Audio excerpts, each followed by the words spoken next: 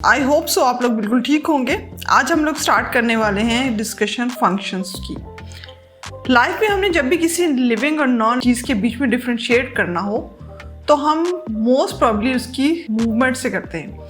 यानी अगर कोई चीज़ हमें हरकत करती हुई नज़र आती है, एक से दूसरी जगह मूव करती हुई नज़र आती है, तो हमें पता चल जाता है कि ये लिविंग है। और जो स्टैटिक चीज़ें होती हैं उनको हम नॉन लिविंग कैटेगरी में डालते हैं। यानी एक्शंस जो होते हैं यही हमें बताते हैं कि कोई चीज़ इसके अंदर लाइफ मौजूद है या नहीं है। तो जनाब प्रोग्रामिंग लैंग्वेजेस में भी मामला कुछ इसी तरह से चल रहा था। स्टार्टिंग में होता था ये कि अगर आपने एक लाइन ऑफ कोड लिखना है, सपोज लिखना है दिस इज़ एन एप्पल, ठीक है जनाब, लिख दिया जाएगा दिस इज़ एन एप्पल। एक टाइम अगर चाहिए तो उसको लिख दिया गया, अगर दूसरे दिन अब फिर चाहिए, एक दफ़ा चाहिए, 100 दफ़ा चाहिए, 1000 दफ़ा चाहिए, तो उतनी दफ़ा लिखा जाता था। It was so hectic. उसके बाद इसका सोल्यूशन आया जी जनाब वेरिएबल्स की फॉर्म में, कि आप किसी भी चीज़ को एक दफ़ा जब आपने लिख लिया है तो उसको किसी वेरिएबल के अंदर स्टोर कर लिया जाता था और ये वेरिएबल हम रीयूजेबिलिटी में आ जाते थे, हमें बार बार लिखना नहीं पड़ता था। अब जी अगर रिक्वायरमेंट है आपकी ज़्यादा, आपको मिलियन बिलियन ट्रिलियन टाइम्स चाहिए कोई चीज़, तो अब उस वेरिएबल के अंदर लिखना भी हमें बहुत मुश्किल लगने लगा। कुछ इस तरह सी फीलिंग आती थी कि ये वेस्टेज ऑफ एनर्जी, टाइम और मेमोरी है। क्या ऐसा नहीं था? तो सेवियर्स के तौर पे जनाब हमारे पास आ गए फंक्शंस। फंक्शंस हमारे पास दो टाइप्स के होते हैं, कुछ होते हैं बिल्ट इन और कुछ होते हैं user defined. Built in functions को अगर इजीली आप समझना चाहते हैं तो हम लोग खुद भी इस दुनिया में जब आते हैं ना, तो कुछ फंक्शंस हैं हमारे यहाँ और कुछ एक्शंस ऐसे हैं जो हम सीखते नहीं हैं, वो बिल्ट इन होते हैं हमारे अंदर। जैसे ईट, स्लीप और इस तरह के ये सारे फंक्शन क्या हमें सीखने पड़ते हैं? नहीं सीखने पड़ते। तो हम कह सकते हैं कि हमारे ये एक्शन, हमारे ये फंक्शन बिल्ट इन है। दूसरे होते हैं हमारे यूज़र डिफाइंड फंक्शन। ये इस तरह के फंक्शंस होंगे कि हम यूज़र की रिक्वायरमेंट के मुताबिक उनको बनाते हैं। लैंग्वेजेस में भी हमारे पास कुछ बिल्ट इन फंक्शंस आते हैं, जैसे कि प्रिंट का फंक्शन, जिसमें हमने कोई चीज़ आपको प्रिंट करानी होती है, हम चाहते हैं कि स्क्रीन पे शो करें, तो हम प्रिंट का फंक्शन को यूज़ करते हैं। ये हमारा बिल्ट इन फंक्शन आता है पाइथन के अंदर। इसी तरह से लेंथ का फंक्शन है, जिसके अंदर हमने किस अगर लेंथ मालूम करनी है तो उसको वेरिएबल को इसमें डाल देंगे तो हमें पता चल जाएगा कि उसकी लेंथ कितनी है। ये भी हमारे पास बिल्ट इन फंक्शन आता है। यानी पाइथन ने जब ये अपनी लैंग्वेज जनरेट की है तो ये सारे फंक्शंस बना के हमें दे दिए हैं। लेकिन कुछ फंक्शंस हम अपनी ज़रूरत के मुताबिक खुद बनाते हैं। उस तरह के फंक्शंस को हम यूज़र डिफाइंड कहते हैं। हम उन्हें अपने नीड के मुताबिक बनाते हैं और जब हमें ज़रूरत पड़ती है हम उनको कॉल करते हैं, और इस तरह से कोड की रीयूजेबिलिटी होती है और हमें बार बार कोड लिखना नहीं पड़ता।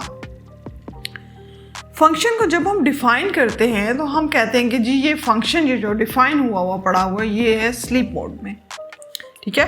हमने उसको डिफ़ाइन कर दिया कोड के अंदर, लेकिन वो वहीं पे पड़ा रहेगा, कोई भी एक्शन परफॉर्म नहीं करेगा। तो वो एक्शन में कब आएगा? वो एक्शन में तब आएगा जब उसको इन्वोक करेंगे या कॉल करेंगे। और कॉल या इन्वोक कैसे की जाती है? उसको बाय नेम बुलाया जाता है। जैसे कोई सो रहा ना, उसको बुलाते हैं बाय नेम तो वो जाग जाता है, एक्शन में आ जाता है। सेम इसी तरह से फंक्शन को भी हमें कॉल करना पड़ता है, या हम कहते हैं उनको इन्वोक करना पड़ता है। तो जनाब अब देखते ये हैं कि हमने जब किसी फंक्शन को डिफाइन करना है तो उसको किस तरह से करेंगे, उसका सिंटेक्स क्या होगा। पाइथन के अंदर जिसके लिए यूज़ होता है डेफ का कीवर्ड, DEF डेफ। उसके बाद फंक्शन का नाम आप जो भी देना चाहते हैं वो लिख दें। कोशिश ये करें कि जो काम उस फंक्शन से लेना है, यानी जो एक्शन उसने परफॉर्म करना है, नाम उसके मुताबिक ही हो। उसको पढ़ना आपके लिए भी आसान रहेगा हमेशा। XYZ और इस तरह के जो है ना एनोनिमस किस्म के, मतलब कुछ भी जो रिलेटेड ना हो वर्ड्स, वो वाले नाम प्लीज़ फंक्शंस के ना रखा करें। कोशिश करें कि एक्शन के मुताबिक ही उनके नाम हो, ताकि कोई दूसरा भी आपको कोड को देखे तो इजीली इसको अंडरस्टैंड कर सके। तो जनाब डेफ का कीवर्ड यूज़ करेंगे, उसके बाद फंक्शन का नाम यूज़ करेंगे, पैरेंथेसिस खाली है यहाँ पे पैरेंथेसिस, उसके बाद कॉलन है, और उसके बाद 4 स्पेसेस के बाद आ जाती है बॉडी। इस बॉडी के अंदर हम अपने जो भी प्रिंट कराना है, जो भी से काम लेना है, यहाँ पे हम वो लिख देंगे। Keep it in your mind कि पाइथन के अंदर इंडेंटेशन इस तरह से हुई होती है कि ये देखिए ना, डेफ के कीवर्ड के बिल्कुल नीचे से बॉडी नहीं मैंने लिखा, बल्कि थोड़ा आगे करके लिखा है। अब इस बॉडी में सपोज कुछ प्रिंट करा रहे हैं, प्रिंट वेलकम समथिंग, ठीक है। तो ये जो 4 स्पेसेस हमने दिए हैं ये इस फंक्शन की इंडेंटेशन होती है। आपने इसको फॉलो करना है, वरना आपको एरर मिलेगा, जो सिंटेक्स एरर होगा। और बाकी लैंग्वेजेस में इस तरह से होता था कि बॉडी को ब्रेसेस के अंदर इनक्लोज कर देते थे, स्टार्टिंग और फिर बॉडी लिख के उसके बाद क्लोजिंग ब्रेसेस।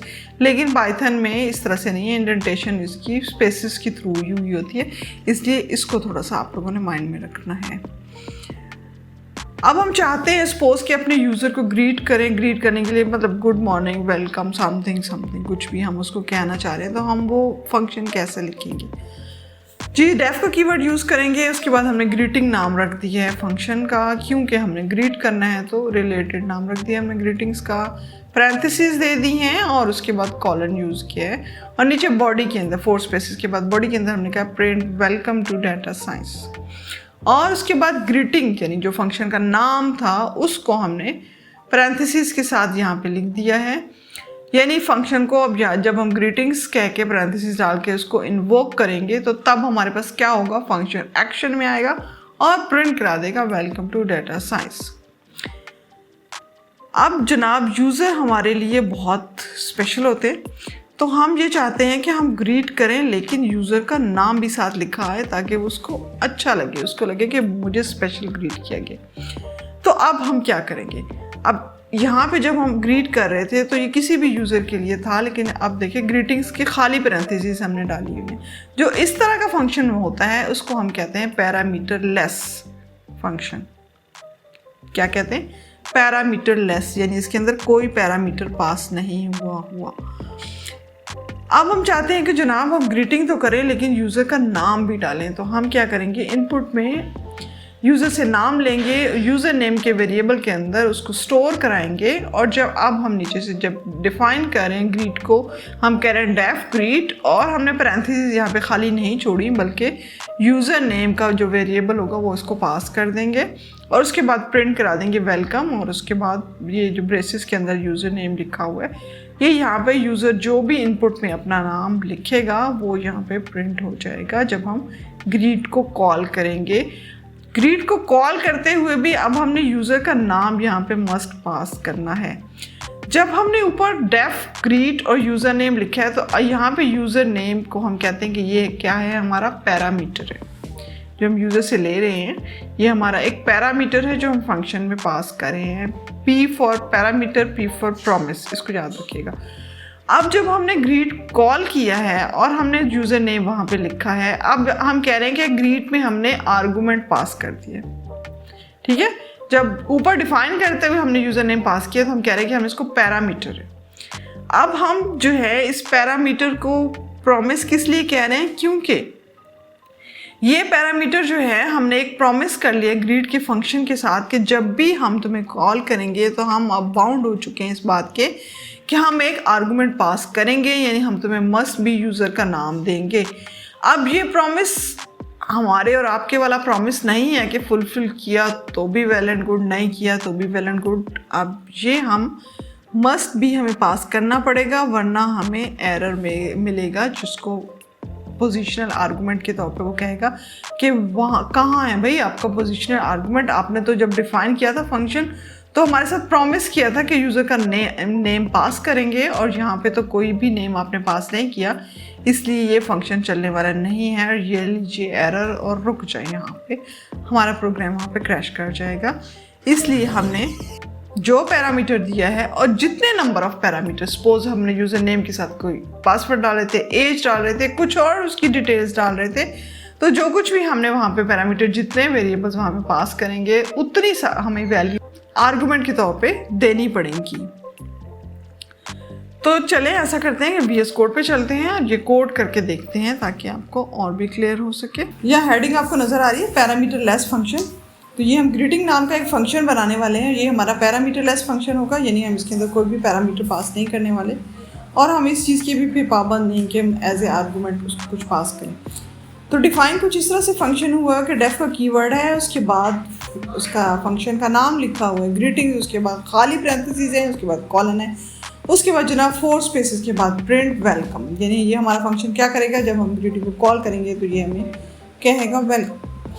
नीचे हमने कॉल किया है ग्रीटिंग्स को एग्जैक्ट प्रिंट के नीचे, जो कि गलत है। एक्चुअली हमें क्या करना चाहिए, 4 स्पेसेस बैक जाके ये डेफ के एग्जैक्ट नीचे आना चाहिए, ये प्रॉपर इंडेंटेशन है। अब अगर हम यहाँ पे चला के इसको देखें तो ये रन तो हो जाएगा, टिक हमारे पास आ जाएगा, लेकिन हमें कोई आउटपुट नहीं मिलेगा क्योंकि हमने इसकी बॉडी के अंदर ग्रीटिंग को कॉल किया है।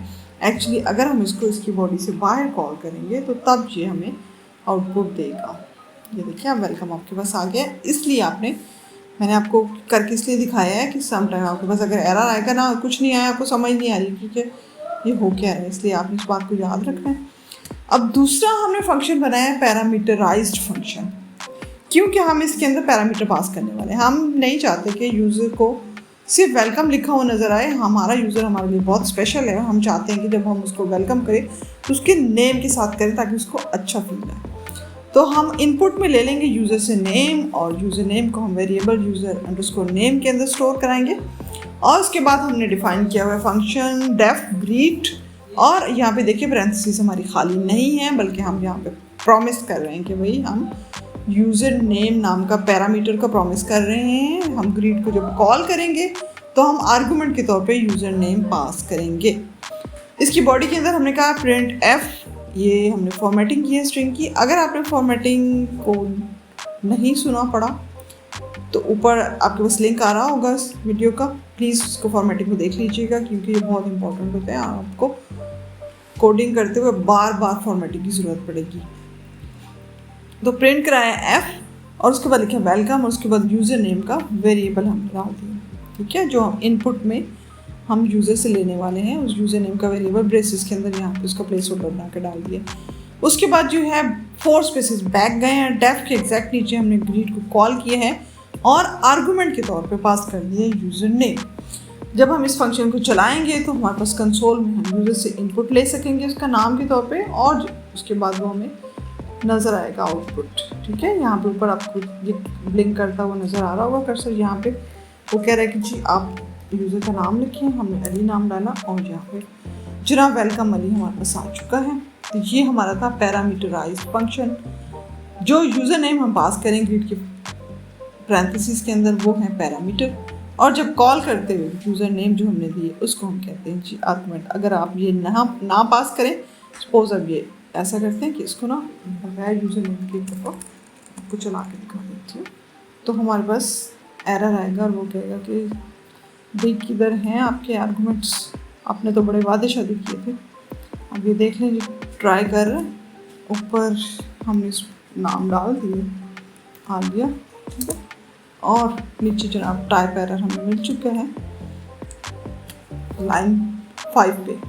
वो कह रहा है जी ग्रीट को कॉल तो आपने करा दिया, मिसिंग है रिक्वायर्ड पोजीशनल आर्गुमेंट। वो आपके प्रोमिसेस क्या हुए जहां आपने कहा था कि जी हम आपको आर्गुमेंट पास करेंगे, तो इसलिए ये नहीं चलेगा, आपको यूज़र नेम इसके अंदर देना पड़ेगा।